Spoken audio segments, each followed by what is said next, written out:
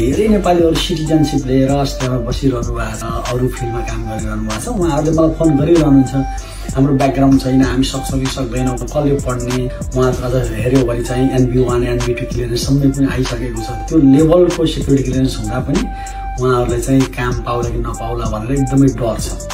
Dependent भिजामा overseas पढेको थुप्रै हुनुहुन्छ, यहाँ आएर चाहिँ काम पाउँदैन किन हामीले अस्ट्रेलिया पढेको छैन, यस्तो कुराहरु धेरै सुन्नुहुन्छ।